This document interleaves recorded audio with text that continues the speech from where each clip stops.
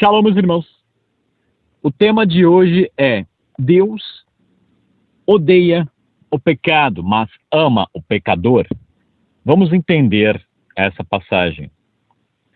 É interessante, né? Porque muitas pessoas, ao interpretar errado, eles vão muito além disso. Eles desconhecem a natureza de Deus. Imagine uma pessoa crente em Jesus Cristo, salva pela graça, caminhando por uma rua e ela avista um servo de Baal fazendo algum tipo de trabalho ali, ou ritual, ou seja lá o que for. E essa pessoa, com seus folhetos de Jesus, diz: Deus te ama. Ei, Jesus te ama. E entrega esses folhetos. Será que isso está correto? É o que nós vamos ver nesse áudio. Eu quero mostrar uma analogia. Vou ler um texto aqui para vocês e aí eu comento. Algumas pessoas dizem: Deus odeia o pecado, mas ama o pecador. Mas tais palavras não são tiradas da Bíblia. Os homens inventaram essa rima para fazer cócegas nos ouvidos dos pecadores, não regenerados e cristãos carnais, que querem um Deus que os aceite, não importa como.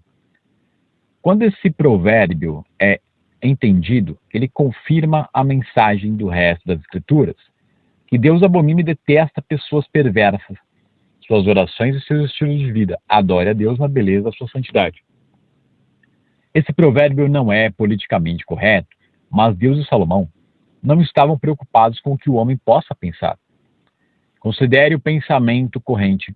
Sodomia não é mais uma abominação ao Senhor, adultério, homossexualismo.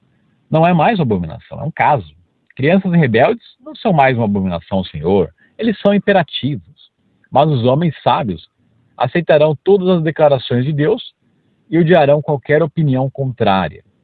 Esse provérbio contém duas frases contrastantes que dão um sentido completo. Deus odeia o caminho do ímpio e Deus ama o homem que busca a justiça. Ao compararmos o caminho do perverso com o que segue a justiça, aprendemos que Deus odeia tanto o pecador e seu estilo de vida e ama o homem justo como também o seu estilo de vida. Olha só. Considere o texto. O provérbio anterior é parecido e ajuda a revelar o ódio que Deus tem para com o estilo de vida pecaminoso. O sacrifício dos perversos é abominável ao Senhor, mas a oração dos retos é o seu contentamento. Olha só.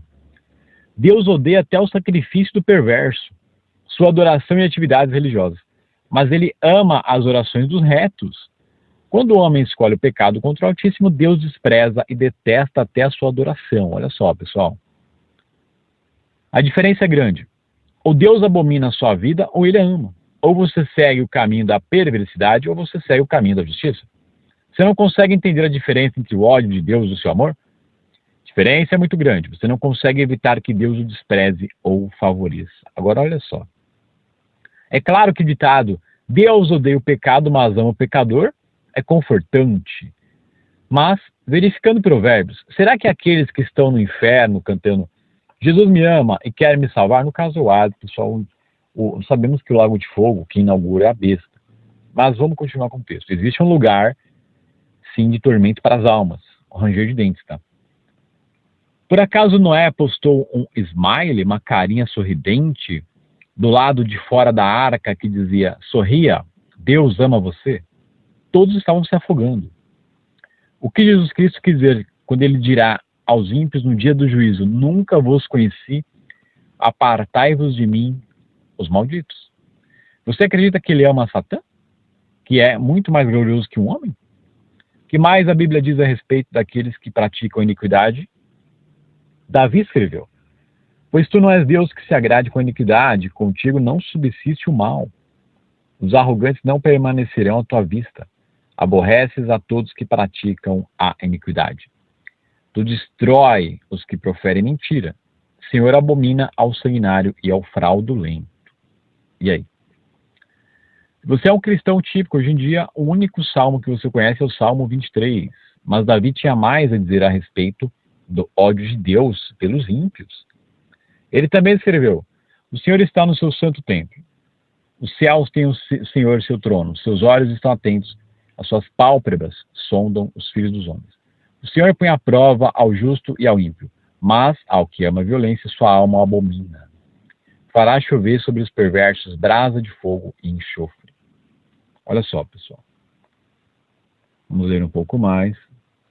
Então, Deus celestial, antes de qualquer outra coisa, é santo. Ele não pode olhar com aprovação para o mal. Não pode absorver o perverso. Não pode inocentar o culpado. Ele ama a justiça e odeia a iniquidade. Ele afogou o mundo com o dilúvio. Ele destruiu com fogo as cidades de Sodoma e Gomorra.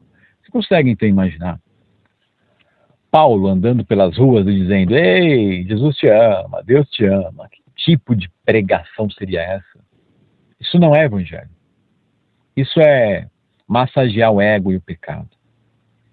Mas Deus ama os pecadores e odeia o pecado. Nós somos pecadores. Somos pecadores, salvos pela graça de Cristo. Então, cobertos pelo sangue do Messias, nós somos amados por Deus, estamos em Cristo. Mas somos pecadores. Não somos santos. Então, como pode Deus amar alguém considerando que todos são pecadores? Ele escolheu alguns em Cristo Jesus antes do início do mundo para que fossem santos e inculpáveis diante dele em amor. Por causa dessa escolha em Cristo, ele os vê como sendo perfeitamente santos à sua vista. Ele os predestinou para se tornarem seus filhos por uma graciosa adoção. Porque ele tinha escolhido, pela sua própria vontade, torná-los aceitáveis em Cristo. Então nós temos o quê? No verdadeiro evangelho. Quando em Romanos 9 temos: me agradei de Jacó e rejeitei Esaú, você não pode negar que sim, Deus escolheu Jacó, o amando e odiando Esaú. Isso é bíblico. A predestinação é bíblica. Todos aqueles que são escolhidos por Deus para ser salvos pela graça, sem mérito algum, vai chorar e reclamar com Deus. Se a graça e a misericórdia te alcançou, graças a Deus por isso. Se existir um prisioneiro, ou seja lá o que for, em qualquer lugar dos confins do mundo, que foi escolhido pelo Senhor para a salvação da graça, até uma borboleta pode pregar para ele e salvar ele. Ele vai olhar para o céu, vai ver uma nuvem assim escrito Jesus, vai crer.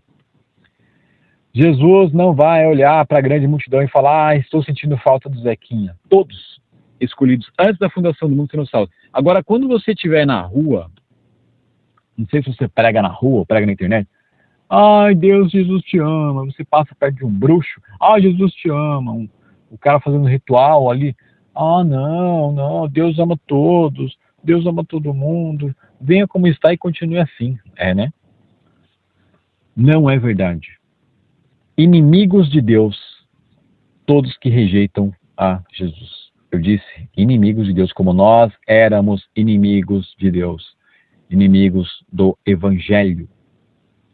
Então, não existe esse versículo para você passar a mão na cabeça do diabo e dizer: Deus te ama, Deus é muito bom, Deus ama todo mundo, pode continuar fazendo o que você está fazendo, Deus te ama.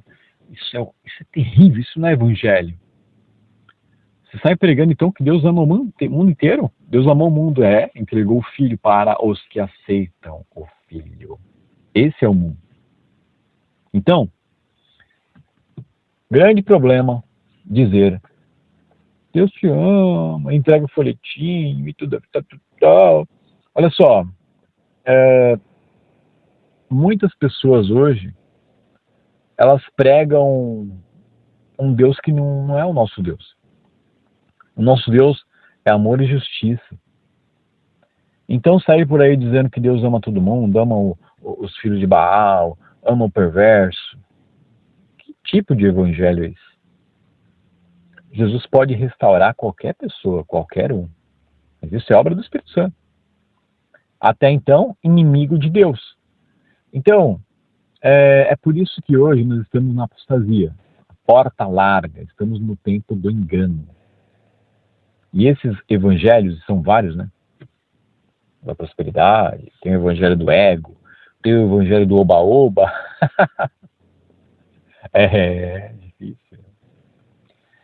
Bom, o assunto de hoje é: Deus ama o pecador e odeia o pecado? Bom, eu digo que, através da Bíblia, podemos ver que não faria sentido Noé dentro da arca. Imagina Noé dentro da arca com os 7. Todo mundo se afogando lá fora. Deus te ama. Deus te ama. Ah, é? Ama? O que aconteceu? O que aconteceu com o mundo? Antes do dilúvio? O dilúvio levou todos. E aí, Deus é mundo? É. Ama? Eu jamais vou sair nas ruas pregando assim: Deus te ama, Deus te ama. A ira de Deus está sobre ti. Todos que não têm a Cristo como Salvador, todos que rejeitar o Filho, a ira de Deus está sobre ti. Isso é evangelho de verdade. Muito duro para você, né? Claro, hoje em dia nós temos bruxos e crente jogando dominó, né? Fazendo churrasco no domingo. É tudo igual, é tudo igual, não tem problema não. O que há de errado em Cristo e Belial jogar um baralho, né? Tudo junto, misturado. Hoje em dia nós temos templos que, se chegar um filho das trevas ali com uma maleta de dinheiro: ô, meu filho, me abraça aqui. Não é nem perguntar quem é ele, né?